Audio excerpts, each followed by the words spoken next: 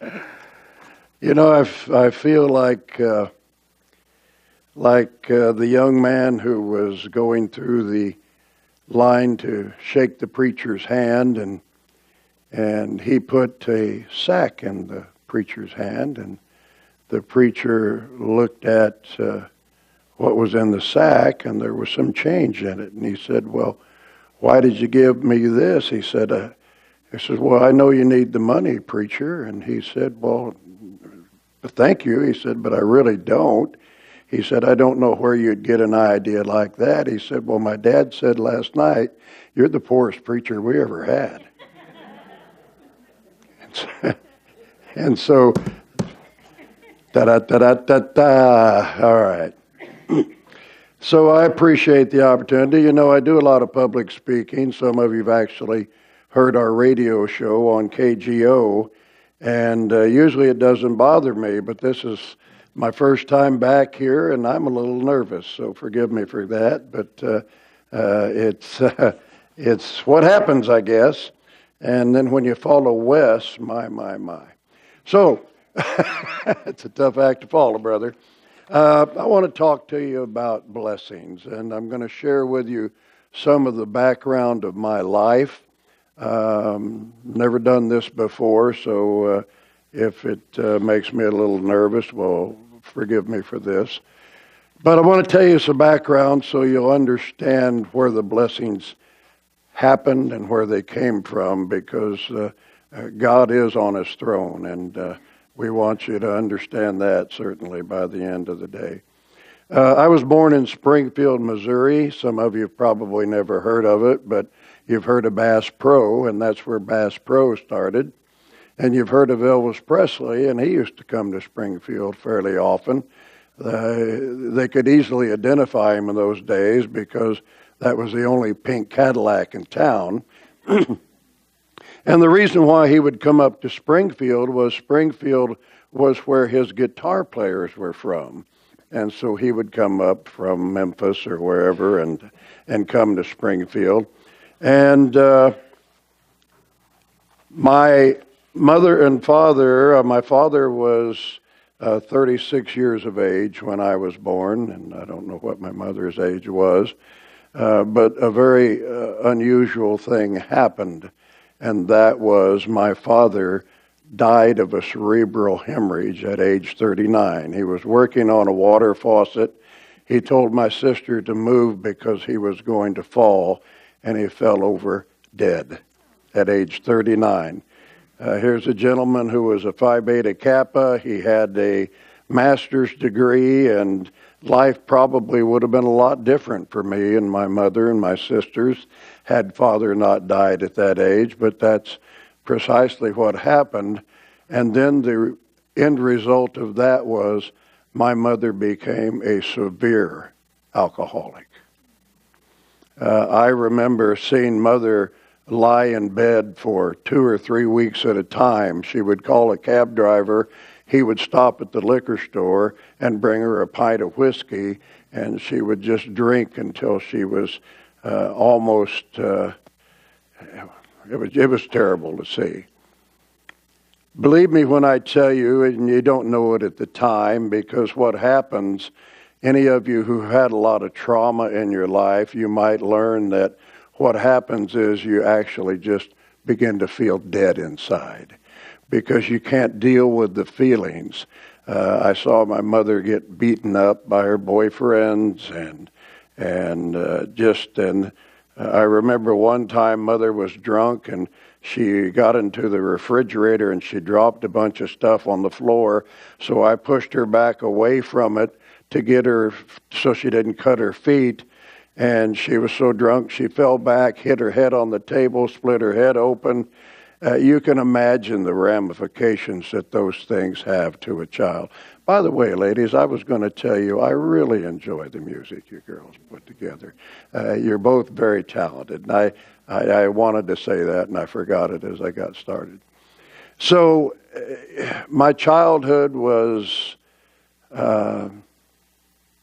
shall we say, a little sordid or a little difficult at times. My grandfather tried to help out as he could. He mortgaged his house 3 times, literally, to put my mother into sanitariums or into hospitals where they could cure her of this incredible disease. But she just was out of sorts with 3 children to bring up and no husband. And we were actually raised on Social Security. Whenever we would go to rent a house, we would have to have it at a certain level or we couldn't afford to live there because that's the only means that we had to live on. Well, but you know, people, one rather not so bright person said to me one time, well, what's it like to be raised without a father? And I looked at him and I said, what's it like to be raised with a father? It's reality. I mean, you live with what you have. You make do with what you can. Well, was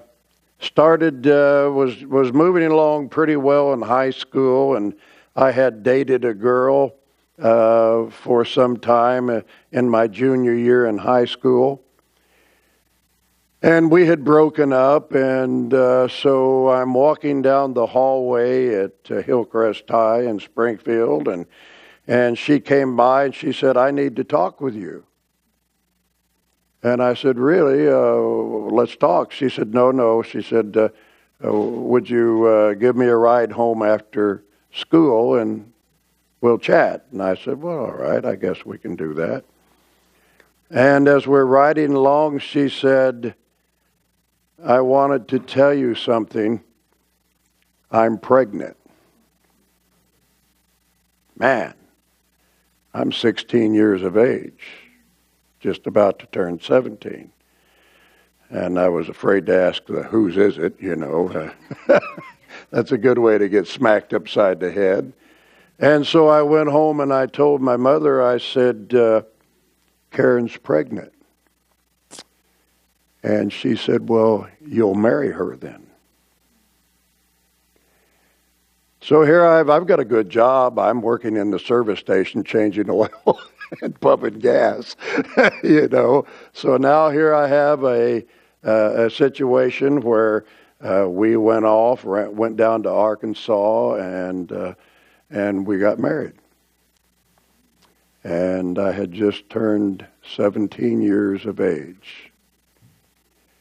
Well, as luck would have it, shortly thereafter she said, well, I had this rather unpleasant situation and it appears that I've lost the baby. Well, isn't that a fine state of affairs? So now I'm married and I have no way of supporting a family, and so I did what all good young men would do. I joined the United States Air Force. And to be quite honest with you, that was something that worked out to be a good thing for me because they put me through a year of electronic school. I became a missile systems analyst.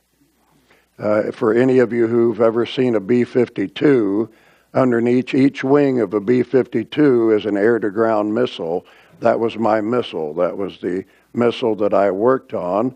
And I was given the pleasure of going on flight status on B-52s.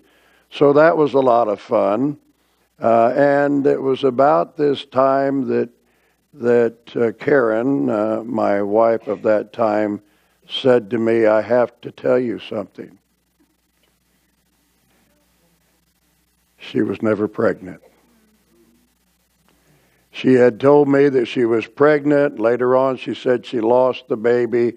And then later on, she finally admitted to me, you know, Bruce, I was never pregnant. And I said, why on earth would you tell me that? She said, I didn't want you to leave me or to get away from me.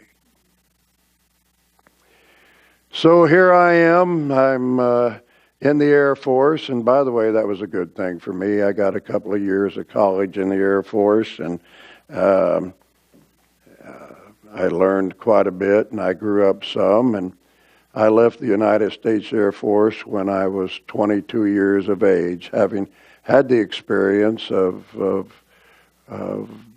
serving the greatest country that has ever existed. That would be the United States of America. And finally I had done something that would give me some self-esteem. While I was in the Air Force, I had the good fortune of getting a couple of years of college. I actually had 2.5 years of college before I ever graduated from high school. Kind of backwards, huh?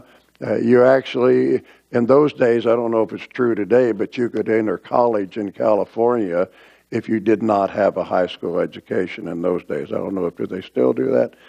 That's a good thing because there are people who need that. So I left the United States Air Force, and I decided I was going to be a salesman, simply because I had nothing else to do other than to re-enlist into the United States Air Force. And I'd enjoyed all about that I could stand, so I decided that I would become a salesman.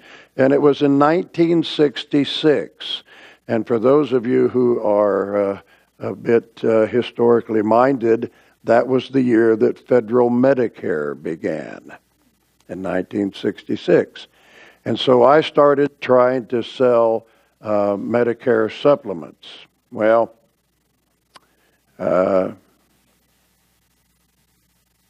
moved to Joplin, Missouri after getting out of the Air Force, and I'm trying to sell these Medicare supplements, and a company by the name of Pyramid Life hired me, and they furnished me an office, and that office wasn't as large as the restrooms here in the church. It was a little one-room office, and they said I was a manager. I was the only guy there. Wasn't much to manage. But here I was trying to sell Medicare supplements, and I was about the poorest salesman that you ever saw. Terrible. And I had gotten to the point, I was in Joplin, Missouri, and there's a fountain in the center of the city of Joplin, Missouri, right next to the city hall. And I sat there one night, and I had no place to live. I would go up and I would sleep in this little one-room office on the floor. I had no pillow or nothing to sleep on. If you don't think it's hard to sleep on a floor without a pillow or a blanket, give it a go sometime. You don't get much sleep, and then I would go to the local standard service station, and I'd go in and I'd shave in the service station, and then I would go out and try to sell insurance. And I was terrible. Just the worst there was. I couldn't sell it. I couldn't have sold fur coats to an Eskimo. I mean, it was awful. So I sat in front of that fountain in Joplin, Missouri, and I started talking a little bit to myself and to the Lord, and I said, you know, Bruce, you've really done it now. The Air Force offered me a lot of money to re-enlist in those days, thousands of dollars. They wanted to retain people who were in the electronics and the missiles field and so on, and I'd turned it down. I've had enough of this. 4 years is enough. So I decided I wasn't going to do that, and I was going to be a salesman. Well, there I sat. I had a car. That was about it, but I had no place to live.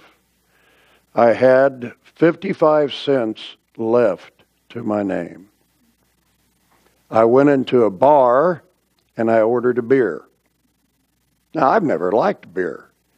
But I went into the bar and I ordered the beer because I could eat the pretzels and the things that they had on the counter of the bar, because I had nothing to eat. And I sat in front of that fountain and I said, boy, you've really done it now. You could have enlisted in the Air Force. They offered you a lot of money. You would have been just fine. You would have had a warm place to live. You'd have had clothing. Things would have been fine. But oh no, you had to go into the sales field. And as I sat there and I started speaking, and a voice came to me and he said, Bruce, you're not trying to become a salesperson. You're not trying the sales field. The sales field is tried and proven. The sales field is trying you. And I realized for the first time in my life that my real problem was me. I got up the next day and I went someplace that every one of you should have gone or should go even to this day. I went to the library and I checked out a book entitled How to Sell Anything to Anybody. And I read as many things. Hey, listen, folks, I assume that it's still true. The library's free. If you need to have some knowledge and you don't get it, it's your fault. And that was me. It was my fault. And so I started reading everything that I could get my hands on. And slowly but surely, I'll never forget the first sale I finally made. I went out to a guy's house, and he had a couple of kids in his family, and I probably shouldn't tell this, but I was starving to death. I hadn't made any sales, and I was working like the dickens trying to get good at this. And he said, I don't know. I was trying to sell him a health insurance policy for his family. He said, I don't know. He says, I need to think about this. And it made me mad. I was starving to death. And I slapped the table. I says, you want to think about protecting your family? He said, well, I guess not. Let's write it up. And so I made $16 that day. I went and I checked into the YMCA.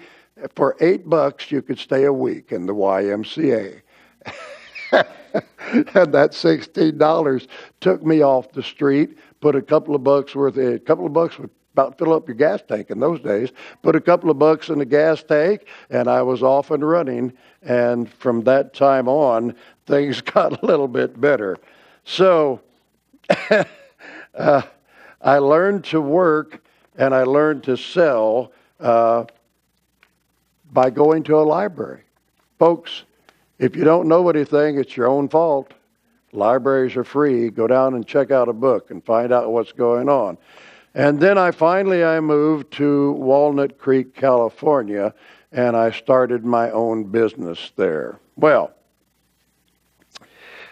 while in Walnut Creek, I started my own insurance agency there, and things were going fine. As you can see, I've been eating pretty well since that time. And so I needed to have an office worker, and we advertised, and this cute young thing named Dawn came to our attention and applied for the job. And Dawn was one of those girls that when she walked down the street, the guys in the pickup trucks go by and they hoot and holler at them. Hey, honey! I always wondered if the guys thought that was going to get them a date. Dawn was quite a cute little gal, and she and I started dating. And things were going pretty well. My business was going well, and Dawn and I seemed to be doing pretty well. And one day she came home and she said to me, Bruce, I'm leaving you. Well, we just got together as far as I could tell. She had met another guy, and decided she was going to leave me and move in with him. And I was living in Concord, California at that time. And suddenly I was alone again. Spent a lot of my time alone when I was a kid. And I started talking. I started talking to the Lord. And see, thought I was a pretty smart kid. I figured by that time I'd figured out that prayer was cathartic because it was like going to an analyst.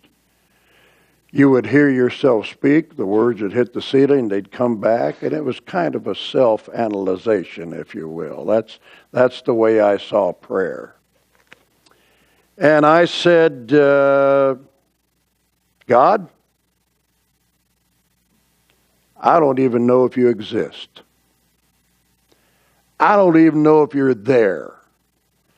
But if you are, and you can hear me, and you love me, I need to know that you're there.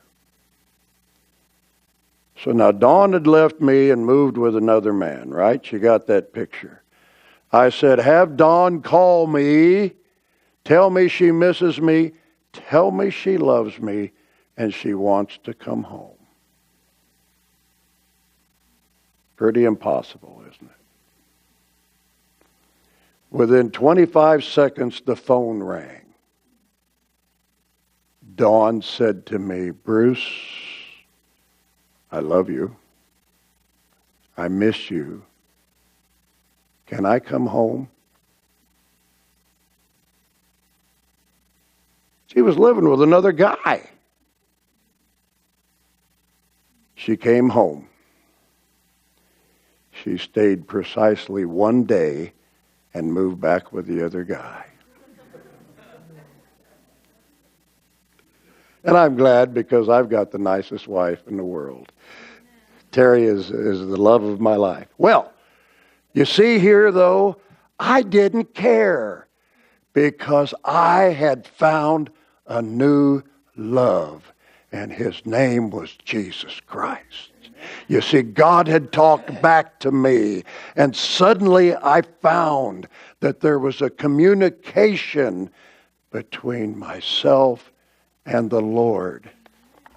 So I started going to the Pleasant Hill Church. So that's why I entitled this Count Your Blessings, because this is part of the blessings. And as I started going to the Pleasant Hill Church, I'm trying to find a class to go to, a Sabbath school class. And it seemed like everybody was in a big rush to go to this one class. And so I thought I'd just go along with the team. And if you'd put up the pictures now, I want to show you the guy who was teaching our class. There he is. You see that guy? You have two pictures, don't you? This gentleman's name, there he is, that's Carl Hemp. Now, what you don't know is you're looking at the original Mr. America in 1939. That's the guy. His name is Carl Hemp, and he was my Sabbath school teacher in Pleasant Hill, California. He became a Seventh-day Adventist pastor, and he was a pastor in our church for 12 years. Carl Hemp. I want to tell you this. I don't know how else to describe it other than this.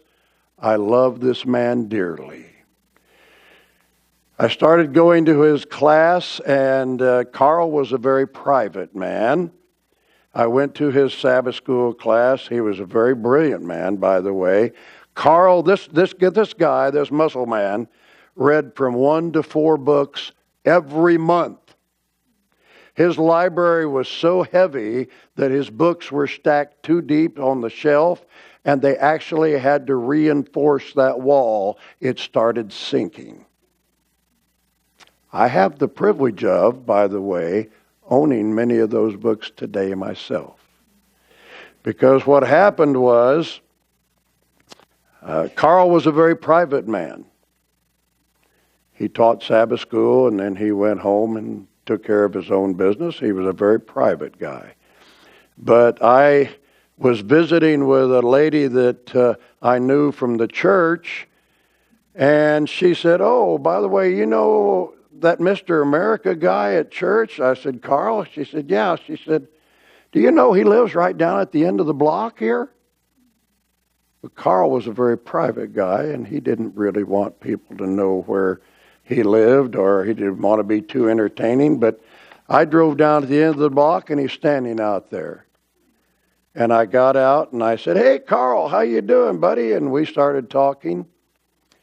And it got to the point where at 11 o'clock at night, almost to the time, my phone would ring, and it would be Carl Hemp. He became the father that I never had. And he was a brilliant man, and he put up with my nonsense. And I asked him question after question after question, and you'd think it would drive him crazy. But Carl loved me, and I loved Carl. By the way, I had the privilege of, when he passed away, of preaching his funeral. As I say, he was a brilliant man, and he did things for me that I just couldn't tell you. He would listen to my nonsense. There's nothing I had to say that was too much for Carl. And I will tell you, fathers and you mothers, listen to your children. Communicate with them, because that's what I had lacked all of my life. And so I spent a lot of time with Carl, and I learned a lot from him. And I started attending church. By the way, any of you know who George Foreman is? George Foreman said recently that this man had a great effect on his life. You see, Carl worked with underprivileged children down in I believe it was Hayward, where he met George Foreman. But George Foreman said this man had a great impact on his life. It's amazing, the impact you can have by just being a friend and taking care of people. Well, he still makes an impact on my life, because I've got a ton of the books that he had. Well, so now I'm going to the Concord Church, or the Pleasant Hill Church, excuse me. Life's getting pretty well straightened away. And I come home one day, and my door has been beaten down, and there has been a robbery in my place, in the condominium that I owned in Concord, California. And I sat there, and I started thinking about, what would I have done if I had come home? I mean, I was raised in a tough neighborhood. I learned how to fight. But I don't know how to fight 3 or 4 people. What would I have done? And I decided that it was time that I learned how to defend myself. And so I looked in the phone book, and it just happened that the world champion martial artists were in Walnut Creek, California. And so I went down and I joined this class, and I started studying the martial arts. And eventually I started teaching the martial arts as I learned my trade. Well, this group had gone to Taiwan and had won the world championships. And the middleweight champion, one night we're both working out, and we didn't know each other. He says, "You want to go out and get a bite to eat after this?" And I thought, "Oh, fine, I guess." His name was Steve Gadenzi. And Steve Gadenzi was an amazing athlete. He was also an amazing guy, a very bright guy. So we started to become friends, and about that time, my beautiful bride came into my life as well. And Steve used to drop by our house almost every day there as things went along. And he said to me one day, he said, "Now, let me get this straight. You go to church every Saturday?" I said, "Yeah, that's the deal. I do." He and I worked out together a lot, by the way. I'll tell you a side story about this. Didn't mean much, but we worked out with the sensei, or the head martial artist at this firm, at this martial arts studio. And typically somebody that is a fifth degree or a sixth degree black belt doesn't work out with the underlings. It's just not heard of in the martial arts industry. And so Mr. Lee, the guy who started the school, asked myself and Steve and about 8 of us to come to a very special class. And I said, okay, I'll do that, because I figured I'd learn more. And he said, well, we need to warm up. And he said, let's do some sit-ups. We started doing sit-ups. Well, I hit 50 and my stomach was starting to burn. This guy did 300 sit-ups. 300? Well, you give me 3 weeks to do that. And then he said, now let's do some push-ups. And he did 300 push-ups. This guy was also a graduate of Yale University. He wasn't a musclehead. He was a brilliant man. And I learned something from that. The reason why I share that with you, I couldn't do 300 push-ups or sit-ups. I got out of there, and then we ran 2 miles after that before we did our workout. I thought I was going to die that night. But you know what I learned from that? The guy who quits first loses. And he taught me the value of stick-to-itiveness, of having stamina from that very lesson. Listen, folks, when you quit, you lose. Never forget that. That's a true story. So, all this is going on, and Steve and I are working out together from time to time. Well, Terry and I are sitting in church one night,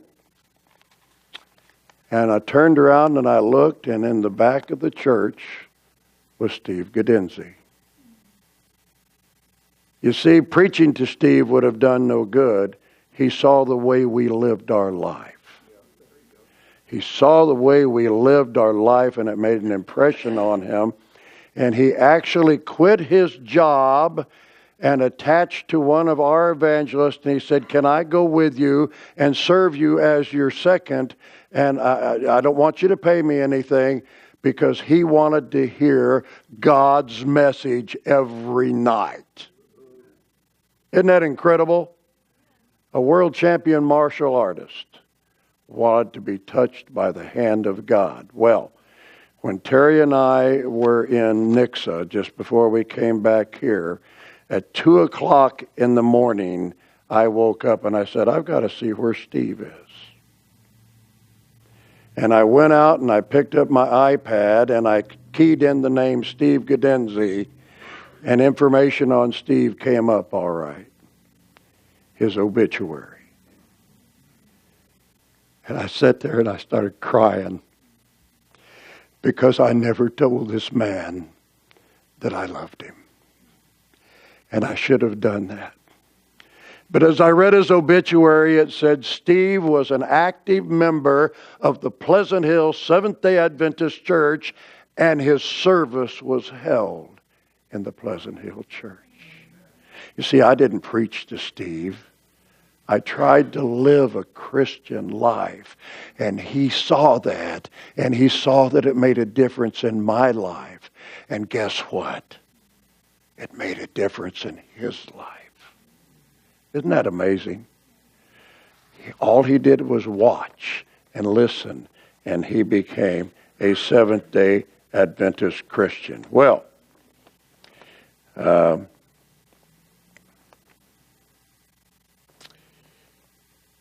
by the way, for those of you who are in our church or come to church and you don't know for sure some things, let me tell you, I'm going to show you proof positive today that Jesus Christ was resurrected. Proof positive. And here's how you do that.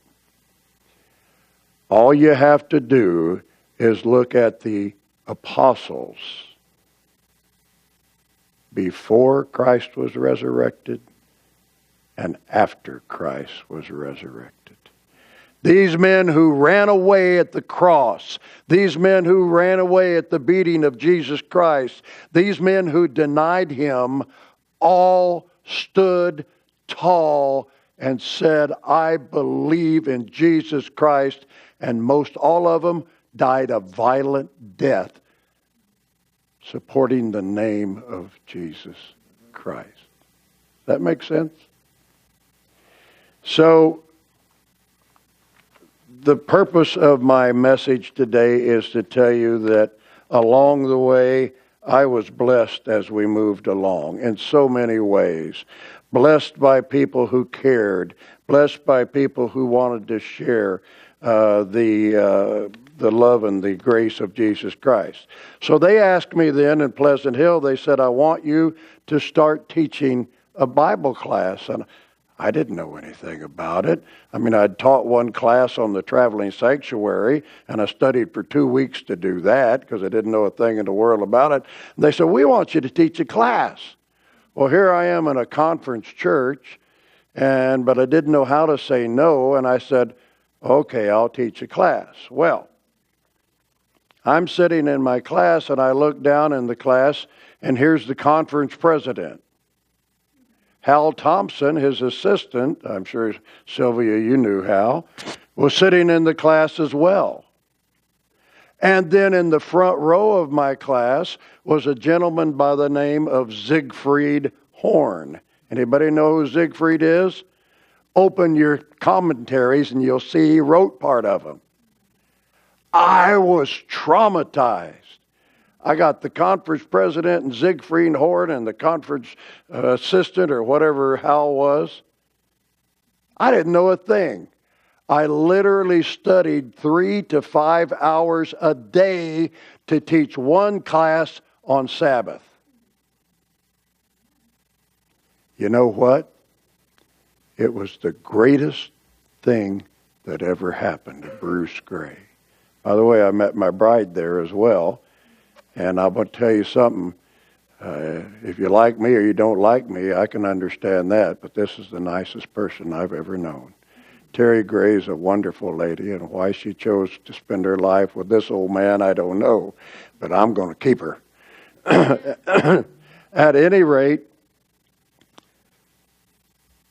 studying that 3 to 5 hours every night, just to teach one class each week, was by far the greatest thing that ever happened to me. I got to know a man by the name of Jesus Christ.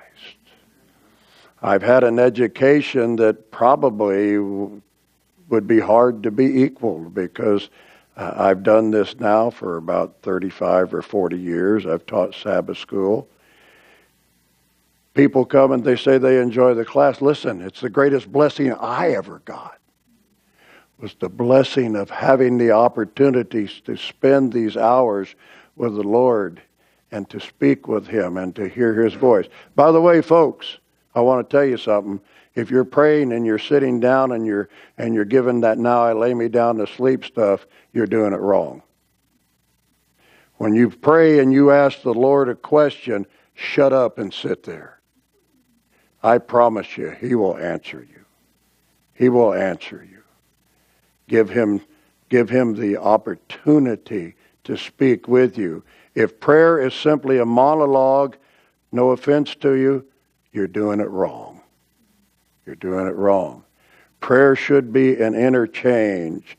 I won't ask you how many of you have heard God's voice. I know many of you in here have. But if you haven't, you remember what happened to Elijah? Huh? He went to the cave before he could hear God's voice. Seek silence. Turn off the TV. Turn off the radio. One of the greatest weapons that Satan uses against you and I is noise pollution. Why? Because you remember Elijah said he heard the still small voice, or the NIV says, whisper. He heard that still small voice of God. God's not going to drown out your TV, your bro box, your radio. I used to go down the road listening to Elvis on my radio. Now I go down the road, I turn the radio off, and I listen to the Lord. You know, He knows a lot more than Elvis ever did. Tell you that for sure. Spend time with the Lord and spend time and listen to God. Because as Elijah said, you can't hear it with all these other things that are going on. Noise pollution, be careful of that, because that's a great weapon that Satan uses against the still small voice of God. So, blessings. If I look back on my life, some might say, well, you started off in a tough situation. Your father died, your mother was an alcoholic. I told you that to understand that there are blessings no matter where we are, where we come from. And God has blessed me along the way. Greatest blessing I ever had was having Siegfried Horn and Hal Thompson and Don Schneider sitting in my class. It forced me to study. Scared the socks off of me at the time, but it forced me to pay attention to what I was doing. And it's been an absolute privilege and an honor to have taught Sabbath school. I don't know how long now, 30 years, I don't know what it is, whatever it is. I've learned more than I could ever share with anybody in the class. And the more time you spend with Jesus Christ, the better your life will be. The better your life will be.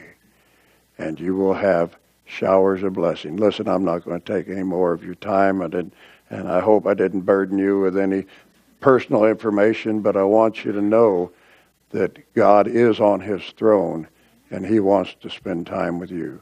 God bless you and thank you for listening.